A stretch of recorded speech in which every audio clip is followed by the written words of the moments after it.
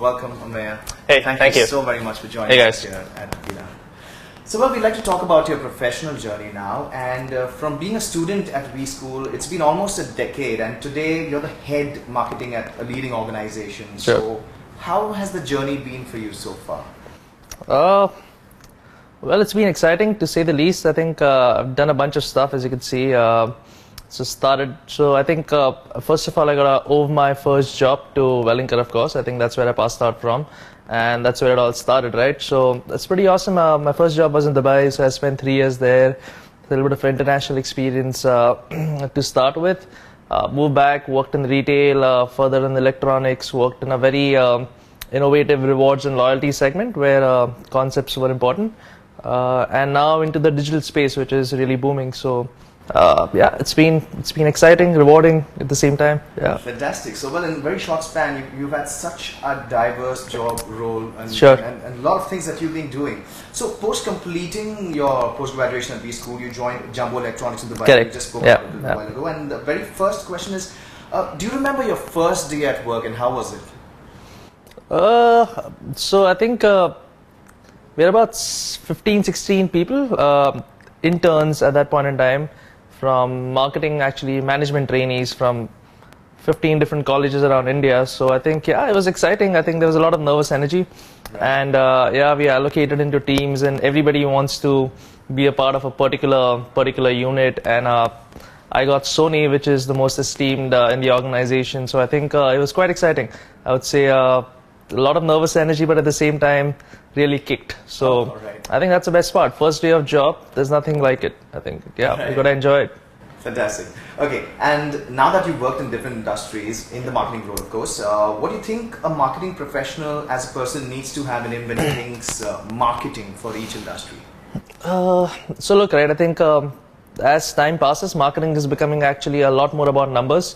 But having said that, at a larger level, I think flexibility is the most important, right? Because you're marketing, so it's an innate skill to actually go ahead and sell something, Right. or position or market something. So I think flexibility is extremely important. No matter what you're selling, it could be a car tire or it could be a mobile app, right? I think the drive to actually convince somebody to buy something is eventually what you're trying to achieve. So Right. it doesn't matter what, the skill to actually sell anything, the flexibility, I would say.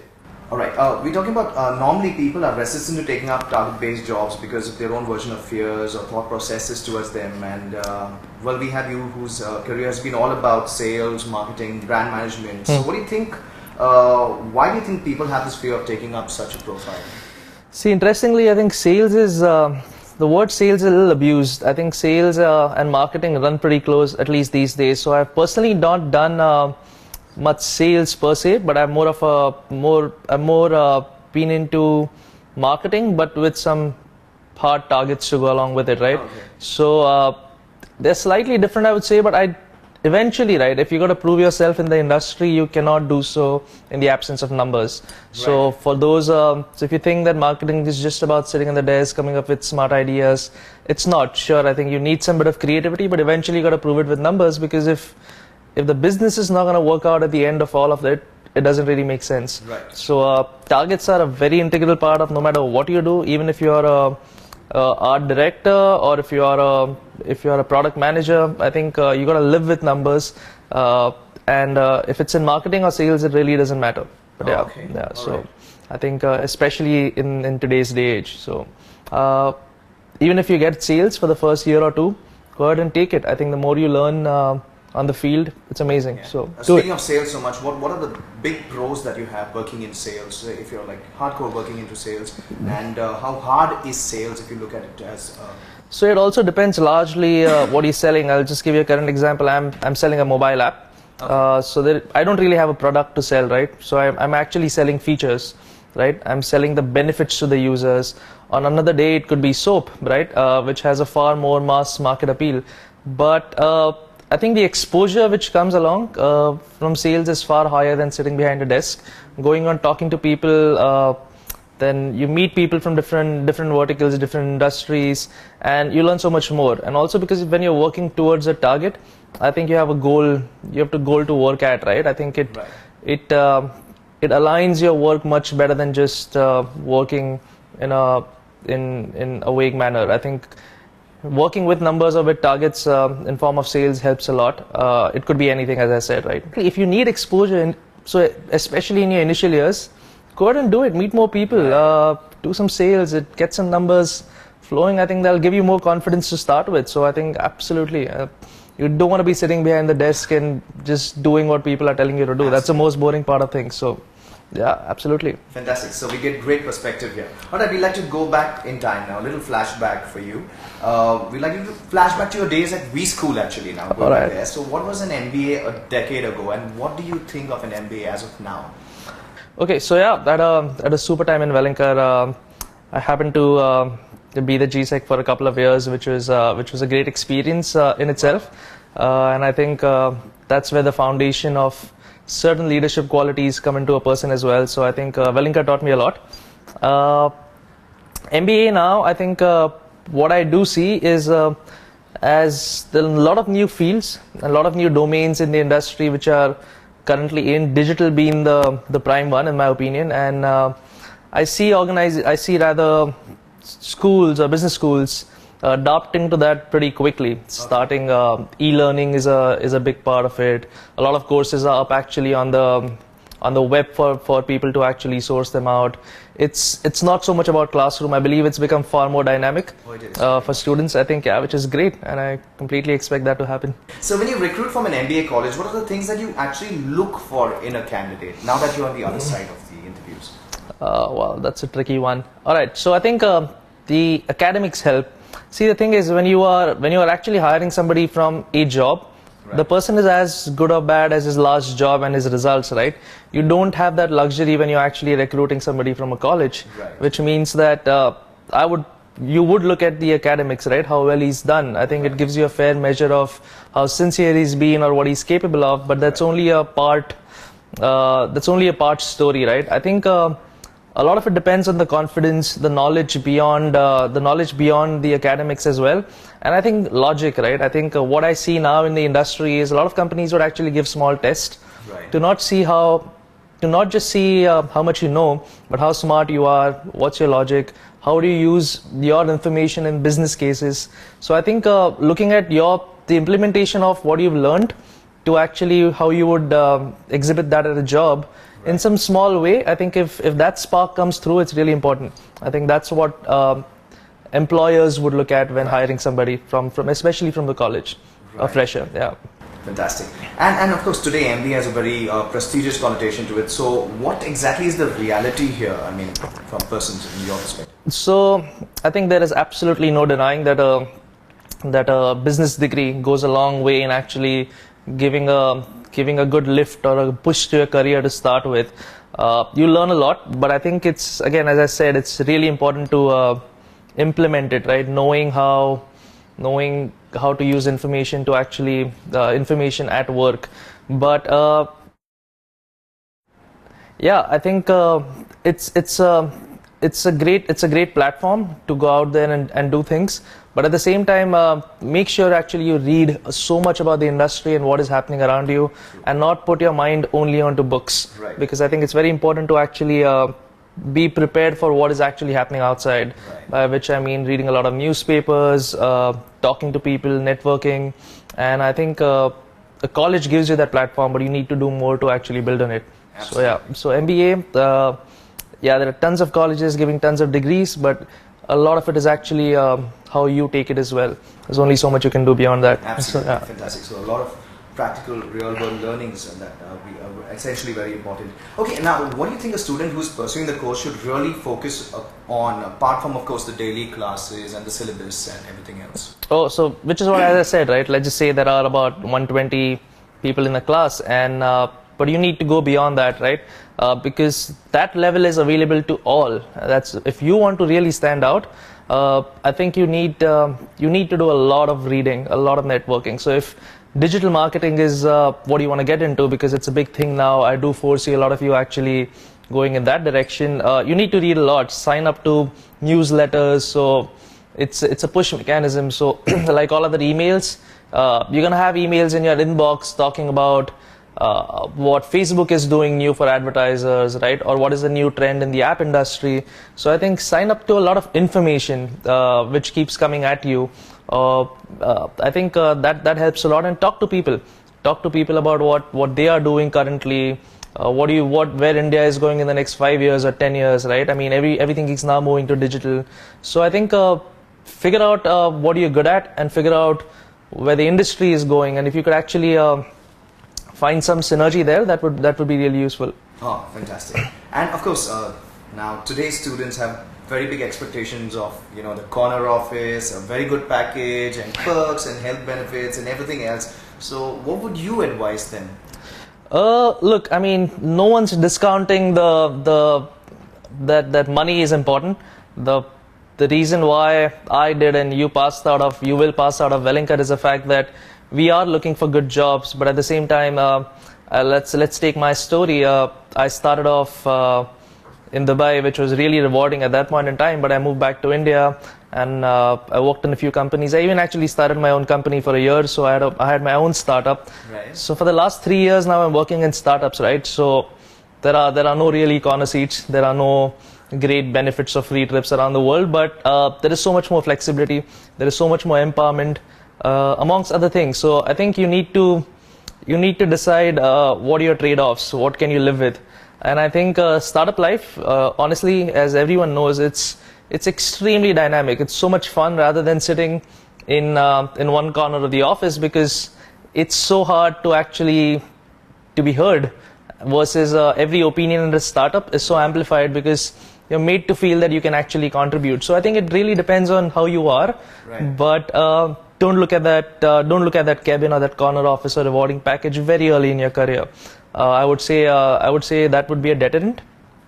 To start with, look what actually interests you.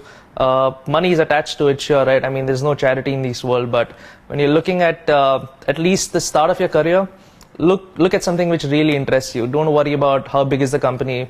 Those things don't matter, right? Because as soon as you quit your job, you're just going to be as good as what you were in your last job. So it doesn't really matter. Yeah. How big is the digital industry in India right now? It's blowing up the ceiling. I mean, it's the biggest thing happening in the country right now. If you look at if you were to drive by on the highway, and if you see the billboards and the hoardings, which are the companies spending the money now? It's the Flipkarts and the Amazons and the Snapdeals and the Olas and the Uber, and all of them come with a core digital offering, right?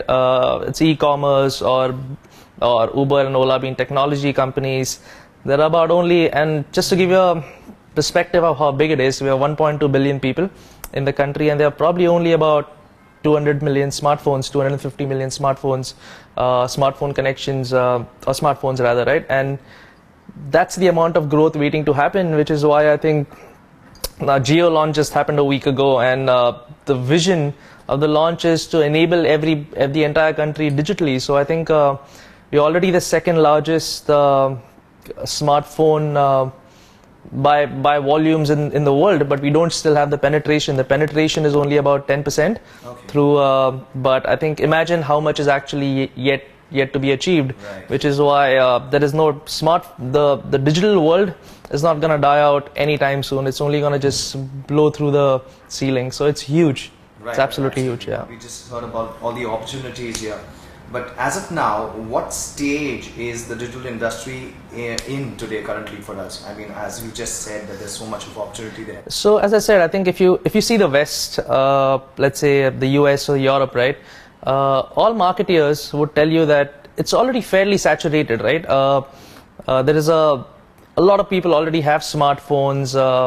Things are connected digitally. Most things are. We are half a decade behind the West, and so from that perspective, I think it's a lot for us to catch up, which is why you see so many startups right now focusing only towards app only or a website or an e-commerce companies, right. Because everything that you want to do right now is so the Internet of Things, right? Which is where you have the IoT coming up where everything is connected digitally. So if tomorrow maybe you'll get a report from your car on your phone saying, look, this is what the car traveled, this is the mileage. So that's where it's heading. You have driverless cars coming in. Right. You have right from the time when you want to order food or book a cab or buy spectacles, everything is online. So this is where it's heading. I think you will, and it's no matter which marketer or no matter which domain that you are in, but you need to focus from a digital point of view. Absolutely, right. Yeah. All right. Okay, now let's talk about your current role, because you're currently with Bachao. Could you tell us a little about the company and the impact that it's creating now? Well, Bachao is it's a telecom recommendation engine and an app. Right. It's been a year since I'm working with them, but what I'm doing is I am leading their growth and marketing, which means the end objective is to get more and more people to install the app and use the app, right? Currently, over the last 10 months, we managed to get about more than 5 to 6 million app installs. But yeah, what the app essentially does is that what the company believes is that telecom as an industry is the largest service industry in the country, with about 250,000 crores spent every year. Right. What we believe is a lot of us are actually on unoptimized plans, which means that if I let's say have a particular usage per month and I'm paying a mobile bill, probably I'm on a wrong plan. Right. And what we believe is about 70% of the individuals are actually on a wrong plan, and most people can save up to 20%. So a 20%, 25% of 250,000 crores is about 65,000 crores. So that much of the money is actually is what the nation can save. Right. So that's our objective, and what we do is based on your usage, we give you the best plan recommendation. And if you change it, yeah, you'll probably save about 20% on your mobile bill. So it's a very simple mass market app, but driving that through to the audience and getting people to bite it is essentially my job. So yeah, right. That's what I'm doing. Oh, that's very exciting. All right, user acquisition is a major strategy these days for everyone, and that's of course because digital is very huge. So can you share a little bit with us on some key aspects one should keep in mind while developing strategies for user acquisition? The start and end of it all is numbers, to be honest. I think the only two things in user acquisition, as any marketer would tell you, right? There is a cost of actually acquiring users. So how much are you willing to pay to get a user on board? And then let's just say if you have an X budget, on that budget, then you need to decide that which all avenues are you going to tap. Are you going to go the ATL, BTL way and do mass market advertising through TV, through radio, through print? Or are you going to only stick to digital? Digital has its own benefits because you can be really targeted, which means are you going to use the social medias? Are you going to use mobile ad networks? Are you going to use database marketing? So I think as a good marketer, you would know that not all the users are everywhere. Not all the quality of users are everywhere. So you need to take your money and you need to spread it across so that you have maximum touch points and awareness, and at the same time you acquire users. And when I mean acquire from the digital point of view, it could be a user signing up on your website or downloading your app or making a purchase. It could be anything, but I think a large part of it depends on what kind of objective and budget you start with. Right. But there's so much to do. There's so much to do, yeah.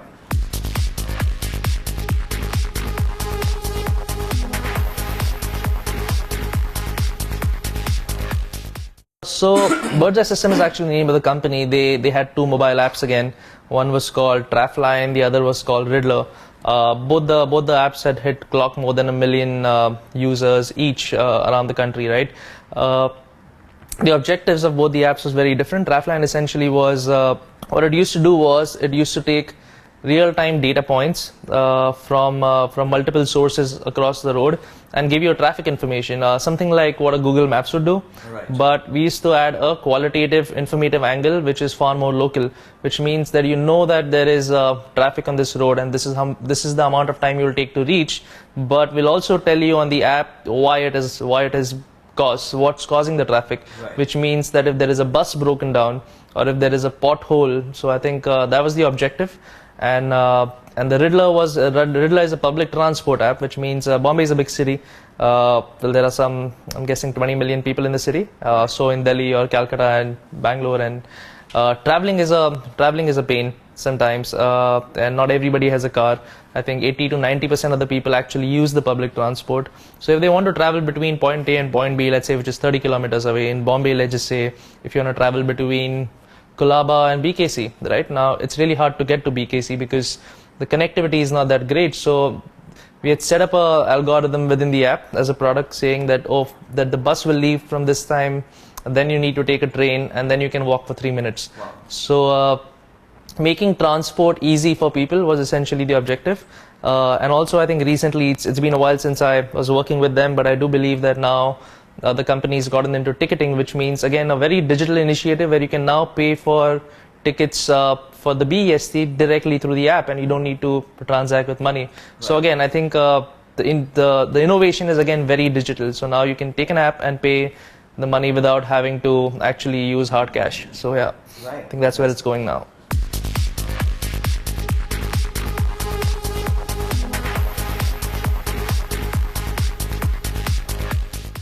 So, well, again, print is a very mass medium, right? The kind of reach you can have with a newspaper. Think about it, right? Times of India is a newspaper. A single front page ad is going to get you through about 50, 60, 70, I don't know, 700 million people. Wow. So the reach is tremendous. I don't think print is going away anytime soon. Okay. I think there is a good audience for newspapers as well. I would say, as if you probably think the youth is moving towards apps and websites, etc. But I think print isn't going away. It's also very expensive, by the way. I think affordability becomes an issue. Also, with respect to most digital marketers would argue that I cannot target a user using print medium because I don't know who's reading it. Right. So I can't set targeting parameters like I can set on Google or Facebook. But it gives you a phenomenal reach, and there is no clutter, right? If I'm putting up an ad on digital, it's between multiple other things. Right. Print, you have the user's attention if it's a front page ad. So there are pros and cons, but I think some of the bigger companies with deep pockets are in the position to use print. If you're looking at startups or smaller companies with a very definite objective, I think they would stick to digital. So I don't think print is going away because the reach is phenomenal. But sure, I think marketers are getting smarter, and I think they don't want to waste money on uncontrollable factors. So it's a distinction, but I don't think it's probably going to be here for a while. All right. Okay, now we've spoken a whole lot about the pros and the benefits of the digital industry, and we'd like to understand what are the key challenges this industry faces as of now. Digital industry is a challenge. Right. I was just mentioning, I think there are pros to digital about the way you keep talking about the targeting that comes along with the digital, etc., right?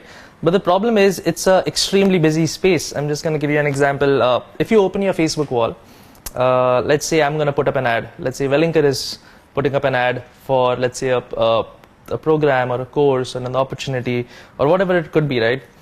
But that ad is going to be in such a big clutter because the same wall space, there are other 1,000, 1,500 companies fighting and bidding for that space, right? Then you have a whole bunch of viral videos with your AIBs coming into the play and the viral fever coming into the play, right? And all of these guys. And then you have UGC. UGC is typically user-generated content, which means your friends are typing happy birthdays and they're sharing some stuff.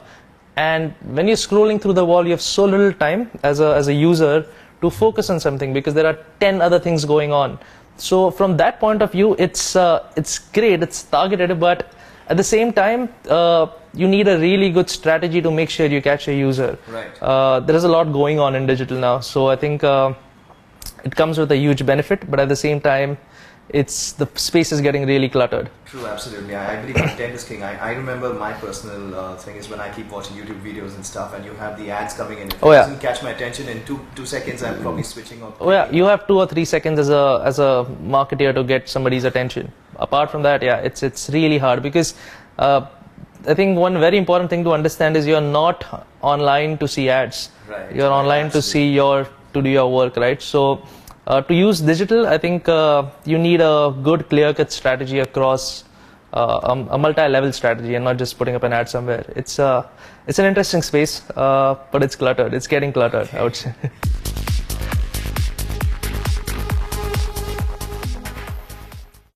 We just touched base on a few right now. As I said, the strengths would be, I think, the level of precision and targeting would be the number one. I think if I had to just give one for every word. Weakness, as I said, I think again I'm gonna have to reiterate on the fact that it's a busy space. Right. Competition is huge. Everyone wants to do the same thing. Opportunities, as I said, I think with the whole IoT coming up, I mean, I gave the weakness, but the fact is that the penetration of the digital India right now is only 10%. Right. So if you have a brilliant idea, if there's something you can do to connect people and achieve scale while doing it, it could be anything, right? I mean, on the fly, if you want to do something for the farmers by giving an app in their hand, I don't know, but it's 70% of the industry in the country, right? So I think opportunities are immense, because I think if you can connect, if you can make somebody's job easier using anything digital, then you're in for a jackpot, right? So I think on that level, there's a lot of opportunities. And threats to the industry, well, hard to say. I think I actually don't see any at this point in time, because there is more and more initiatives taken by the government and the companies. If at all, I think the offline, what you see these days is the industry offline, which means either the retails or it could be your rickshaw taxi unions. I think they have a problem. I think they feel that you're digging into their pockets. Right. Because the business is actually now moving to all the apps and the websites and e-commerce. I think they are a perceived threat. But right. To be very honest, I think everybody will have to adopt and move to the other side. Yeah, I mean, you see a lot of rickshaw and taxi owners now moving to Ola and Uber. Right. Because it's simply more convenient and rewarding. So a threat from the point of view where they are more threatened than the digital side is. But yeah, they could create a few problems with respect to maybe regulations. Apart from that, none really. We're actually seeing that happening right now. Yeah, exactly. I mean, yeah, all the time, right? Right. Okay, now generally, I mean, if you would just put them in a few bulleted ways, what are the pros and cons of working in this field? So I think, the pros are many. It's rewarding. I think it's very flexible. It's dynamic, and it's growing.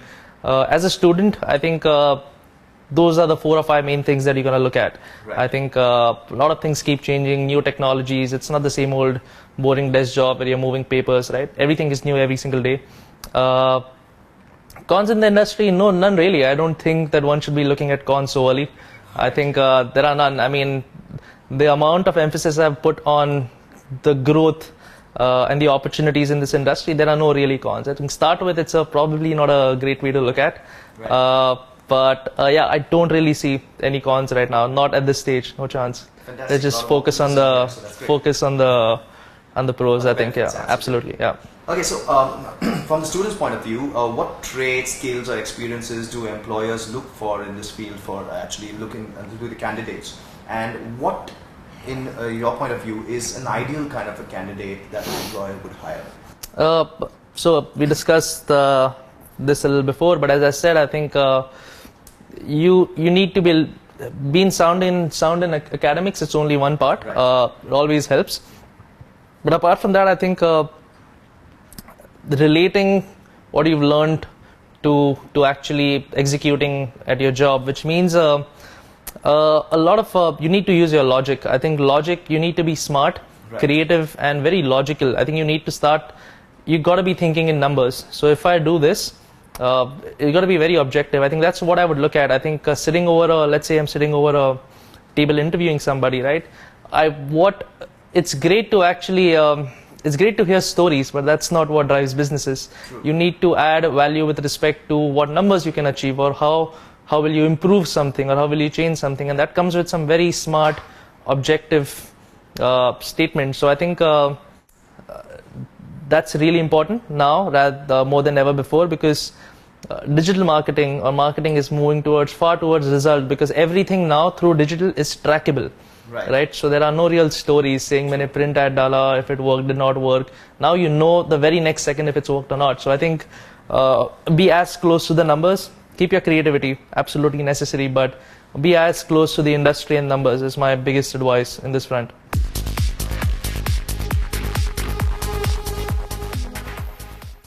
I think, which is what I think the best way to do it is actually give them a task, and I think who solves it sooner and using what logic, Right. and and which solves who comes up with a solution sooner is what I would look at, because eventually if you're on the desk, the expectation is that you take a problem and you solve it. Right. So I think that's a great start to actually analyze who should do better. Absolutely. Yeah. Fantastic. All right. And in 5 years from now, what do you think are the changes this industry will undergo? I think it's there's only going to be more proliferation of all the things that you're seeing right now. I think there are more and more startups. Many people are trying different stuff. I think there'll be a lot of consolidation. So I think in 5 years' time, you will probably have, let's say for that matter, only an Amazon and Flipkart, and I don't see the rest really going on, because the industry is going to grow. People are going to grow bigger, and then they're going to consolidate each other in the market, because as a user or a buyer, I can't think beyond one or two top players, right? I mean, you can't have 20 people in the market. I think so that's one of the things I do see. And apart from that, there's certain things you won't even imagine. I think 3 years ago, nobody really thought that they could sit home on the couch, open the app, and would have a taxi waiting below the building. So I think unfortunately, I don't think I'm in a position to tell you what will happen after 5 years, because that's the level of change which is happening on a monthly basis or a quarterly basis, if not yearly. But I think a lot of it would be digitized, and IoT, which is, again, I think you need to focus on the Internet of Things. Some of the things, very, very limited things, are now connected to the Internet. But going forward, I think everything would be on the IP or the Internet, which means maybe sitting here, you probably don't even have to go to office, because everything could be controlled from your laptop or your phone. I think that's where it's going now, and I think with 1 billion people in the country, I think India is a hot pot. Do expect a lot of companies to start offices in India around and digitalize the country.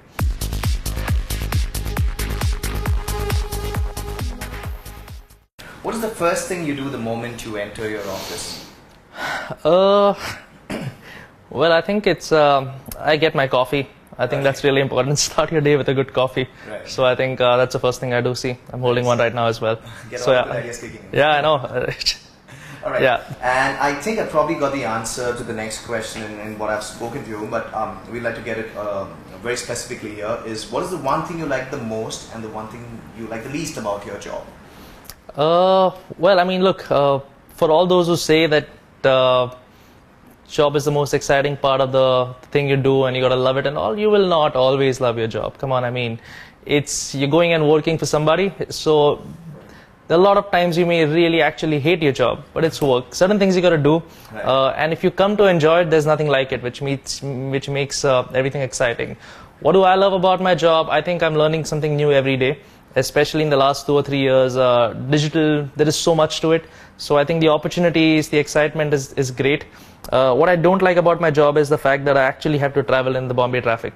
So that's the most terrible part of my job. I think if I could somehow just work in the next building, I think there is a far more higher probability of me liking my job even more. Okay. So I think, yeah, that part is terrible.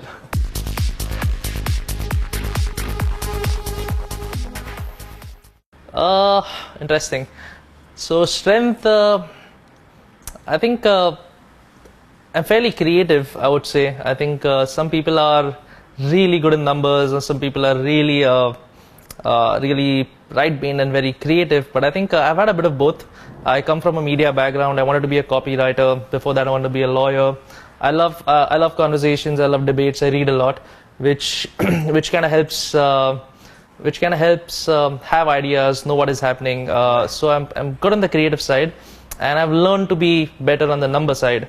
I think a mix of the two is actually helped me a lot from the business point of view. Weakness, that's interesting. I think my team tells me I'm a very soft boss, so I don't know if that's a weakness.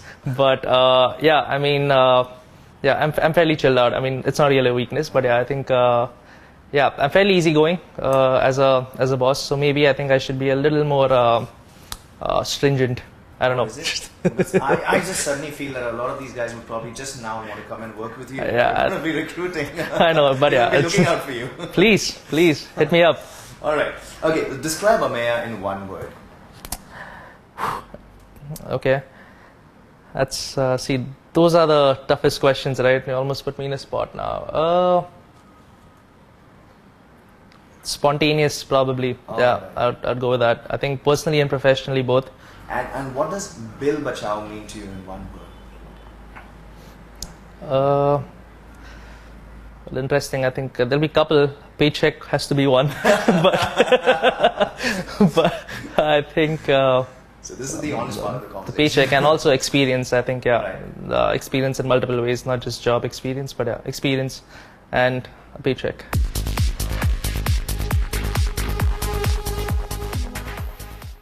I'd be traveling. I'd be a travel photographer.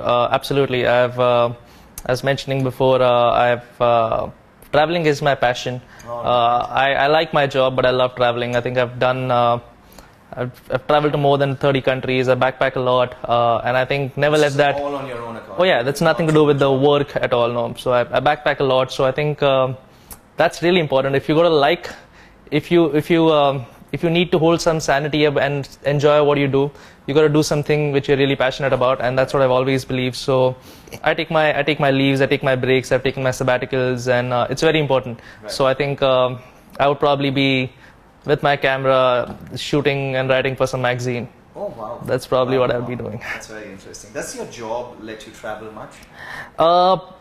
As a job, no, not really. I think I'm a marketer for a mobile app. It doesn't involve a lot of traveling, but I do a lot of it personally. So, Okay, but nice. yeah, so I think I compensate that Absolutely. bit. But yeah, I think from what I understand, a lot of my friends who actually travel for work, it's the most boring thing ever. So don't get into a job thinking that I'll get to travel, because it's the most boring kind of travel, right? So don't look at that as an incentive. Right. Never. Yeah. Just follow your heart and the passion that keeps it alive. Yeah. Fantastic. Okay, so Sorry. the last segment now, this is very important for all our students here, is what is your message for all our young professionals at Wellinger? Okay, so I'll divide the answer into two. Since I come from marketing, I think I'm gonna speak a little bit about what you should do in the marketing and digital marketing, and probably a little bit of general to end with.